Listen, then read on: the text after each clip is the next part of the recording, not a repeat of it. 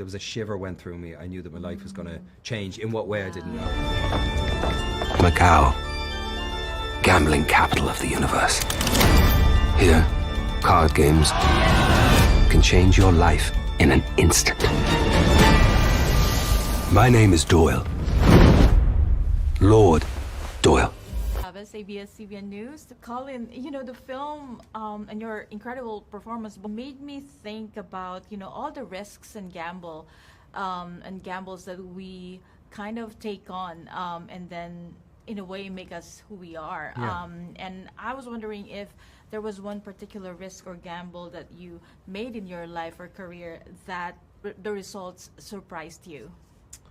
It was a bit of a gamble getting on a plane and coming over to Los Angeles the first time, you know, because I was offered a third year and a third season of a show I was doing called Ballad Angel, and I turned it down to just come over here with no representation and no inside connections or anything, and that kind of, I was surprised that it worked. When I got offered the job Tigerland, Yes. Joel Schumacher took a chance and hired a kind of unknown Irish kid to be at the centre of that film. That was a shock.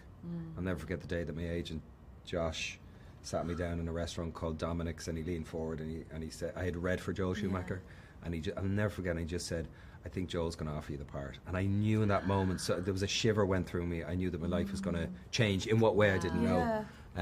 But yeah, but everything's a gamble, isn't it? Relationships, exactly. parenthood, a new job, a Exactly, new place to yeah. live. There are so many risks that human beings are asked to take throughout the trajectory of a life. But I still have a soul.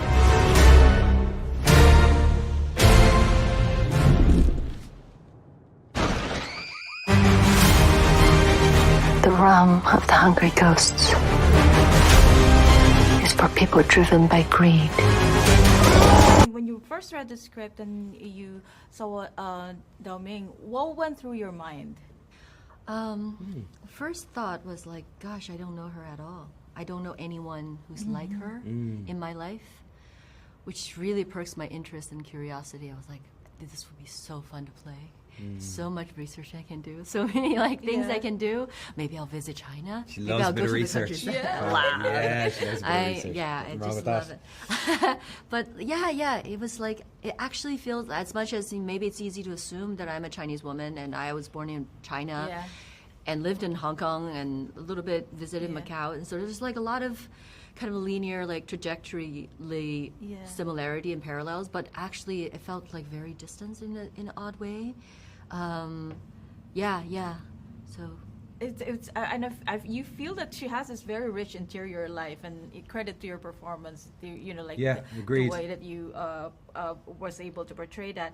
Lord Doyle or Riley, what's his Riley, Riley? yeah. Like getting increasingly desperate, and then there's a vulnerability to him. And I was talking with Edward about the way that we still root for him in whatever way, because there's a relatability. It's not too late for you. Not so lucky after all, huh? How were you able to kind of have that level of energy as we see him spiraling further and further?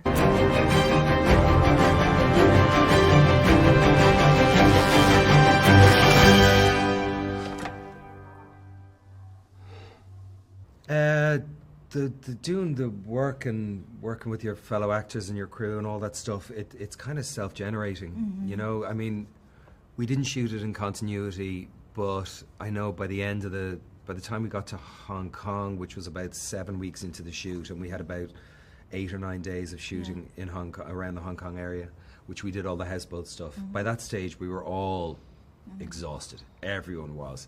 And it was kind of lovely timing that we got to do those scenes in the houseboat, because there was a certain tenderness in those scenes and a certain presence of truth and vulnerability that all the characters are kind of in some way having to avoid. She's having to avoid vulnerability by putting on that fancy dress and going to the casino floor, which is counter to who she actually is and the struggles that she's going through. And obviously Riley as Doyle, this big presentation, is not living in any kind of degree of honesty.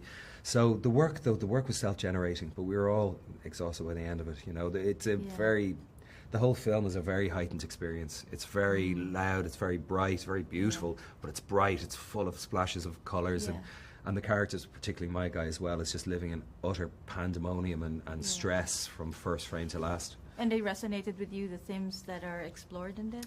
I mean, all of them, all themes relating to human behaviour and human beings resonate with me. Really, everything: hope, fear, love, betrayal, truth, honesty, assistance, care, disappointment, you know. I'm about to win big, and when I do, I won't just pay my debts off, I'll pay yours too. What I see is a man way beyond any redemption.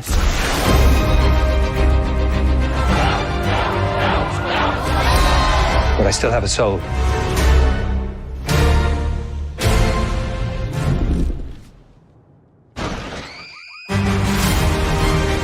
The realm of the hungry ghosts is for people driven by greed. Just give me one more hand. I can pay you. The grotesque, the peaceful, all of it really I just find it fascinating, human beings, us, you know. So yeah, I mean, the themes explored, for sure, they were interesting. You know, the idea of this man who's looking for meaning and looking for status in all the wrong places, and obviously hasn't resolved a lot of his past and is being compelled by forces that he can't really see or he can't locate to look for answers in all the wrong places, you know. Yeah, I thought it was lovely. Amazing. Well, thank you both. Thank you so much. Thank you so much.